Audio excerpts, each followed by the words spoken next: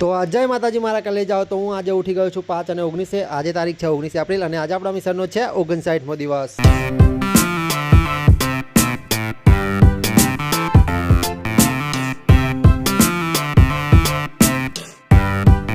તો મિત્રો હું સવારમાં આવી ગયો છું ધાબા ઉપર અને અત્યારે વાગ્યા છે 7:15। તો હાલો મારા કલે જાઓ આજે આપણે વાંચવાનું છે ભારતના સાંસ્કૃતિક વારસાનું થોડુંક રિવિઝન બાકી છે તો એ પૂરું કરી દઈએ અને પછી આપણે કાલે રવિવાર ટેસ્ટ આપવાનો છે તો બધા સબ્જેક્ટનું થોડું રિવિઝન કરી લઈએ એટલે નજર એકવાર મારી લઈએ એટલે કેવું કે બધું રિમાઇન્ડ થઈ જાય ને પછી કાલે મસ્ત ટેસ્ટ અપાઈ મોક ટેસ્ટ આવવાનો છે ઘરે જ આપણે તો હાલો અને OMRની એ પણ લાવવાની છે તો એ બી આનંદથી આજે લેતા આવીશું આપણે। હાલો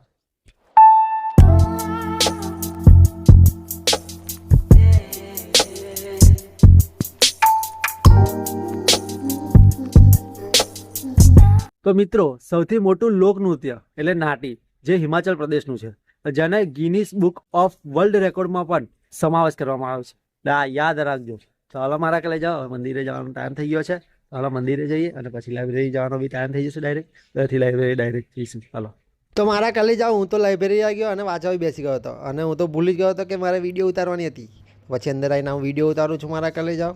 તો હાલો સબૂત આપવું પડે ને તમને। તો મિત્રો અમે અહીંયા વાંચતા હતા અને એક દાદા આવીને બધા મિત્રોને પૂછ્યું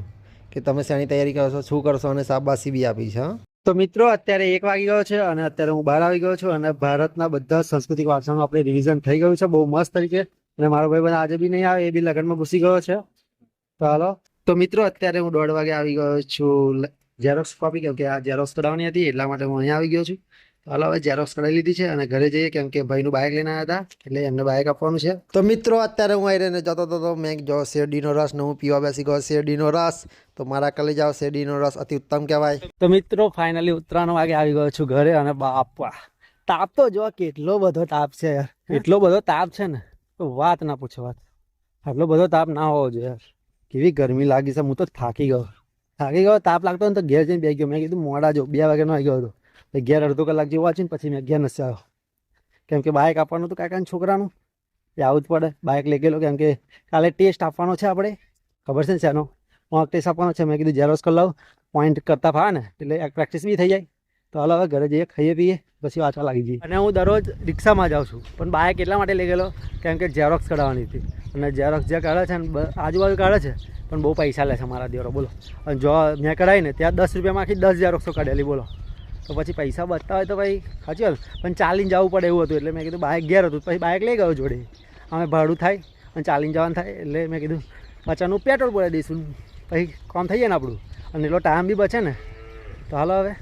તો ફાઇનલી મિત્રો હું અત્યારે હવે વાંચવા જઈ રહ્યો છું અને અહીંયા આગળ જો ભાઈ સાહેબ ક્રિકેટ રમાઈ રહી છે મને તો ઈચ્છા થઈ ગઈ રમવાની પણ શું કરીએ હવે વાંચવાનું છે તો હાલો હવે વાંચવા જતા રહીએ આ તો નવરી પ્રજા છે અમે નોના હતા ત્યારે બહુ રમે ક્રિકેટ ઓહો હાલો હવે આપણા કિસ્મતમાં તો રમવાનું નહીં પછી રમીશું તો મારા કલે જાઓ ક્રિકેટ રમવાની કંઈક મજા જ અલગ હોય છે બહુ મજા આવે યાર પહેલાં તો ખરાબ બપોરે મારો દિવસ નિહારી આવ્યા શનિવાર હોય ને નિહારી આવ્યા ખાધું અને આખા બપોરે ખરાબ બપોરે એટલે એવી ક્રિકેટની છે આખો દાડો હો જુદી ઘરનો ખોરાક ને તારે ઘેર જઈએ પછી રવિવાર હોય રવિવારે બરાબર ટીચીએ મજા જ આવે રમવાની યાર ક્રિકેટ વેકેશન પડ્યું એટલે હોજ હવે ક્રિકેટ ટીચ કરવાની ઓલ બેટ જ રમવાનું બહુ મજા આવે નહીં તમે રમો છો કે નહીં તમે રમતા હતા બધાએ રમે યાર પોતાના બચપનમાં અત્યારે હવે શું કરવાનું નોકરીની જિમ્મેદારી છે નોકરી મળી જશે પછી ટ્રાય કરીશું રમીશું તો ખરા કેમ એન્જોયિંગ તો કરી જ લેવાનું લાઈફમાં યાર બચપનમાં જે એન્જોય કરવાનું મળે અત્યારની ઉંમરે કશું એન્જોય કરવાનું નહીં મળતું કેમ કે જિમ્મેદારીઓ જેમ જેમ વધતી જાય ને એમ બચપનનું ભૂલતું જવું પડે આપણે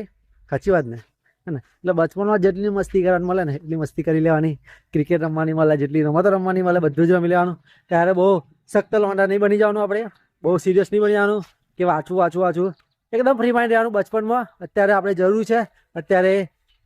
કેવું સિરિયસ થવાની જરૂર છે એટલે આપણે સિરિયસલી અત્યારે વાંચવાની જરૂર છે તો હાલ હવે વાંચવા બેસી જઈએ 4 વાગી ગયા છે તો મિત્રો અત્યારે હું બંધારણનું રિવિઝન કરતો હતો અને રિવિઝન મસ્ત થઈ ગયું છે અને થોડી આંખોમાં દુખે છે એવું લાગે છે ઊંઘ આવતું હોય ને એવું લાગે છે મારા કલે જાઓ અને આરસ ચડે છે તો હાલો હવે 5 વાગ્યા છે તો ઘરે જઈએ અને દૂધનો નાસ્તો કરીને પછી પાછા આપણે ગણિતનું રિવિઝન કરવા બેસી જઈએ તો હાલો તો મિત્રો અત્યારે હું આવી ગયો છું ધાબા ઉપર અને અત્યારે આપણે ગણિતનું રિવિઝન કરવાનું છે તો હાલો હવે ગણિતનું રિવિઝન કરી નાખીએ ફટાફટ એકદમ મસ્ત 1-2 ચેપ્ટરનું થઈ જશે ફટાફટ તો હાલો તો મિત્રો અત્યારે મેં નળ અને ટાંકીનું ચેપ્ટર કર્યું કેમ કે એમાં કાલે એક પ્રશ્નમાં કન્ફ્યુઝન થતું હતું તો મેં કીધું એ કરી લઈએ કેમ કે કન્ફ્યુઝન ના થવું જોઈએ. કન્ફ્યુઝન ના થવું જોઈએ. એક્ઝામમાં કન્ફ્યુઝન થાય ને તો બહુ તકલીફ પડવાનું કામ. ક્લિયર કરી લેવાનું એકવાર ક્લિયર થઈ જાય ને તો બધું જ પછી શાંતિ, કશું ટેન્શન નહીં હોય. એ ચકલી જેવા પ્રશ્નો કેવા સોલ્વ કરીએ એ રીતે સોલ્વ કરવાના મારા કાલે જાવ. તો એ બી કરી દીધું છે અને આજે લગભગ 4-5 કલાક જેવું વંચાનું છે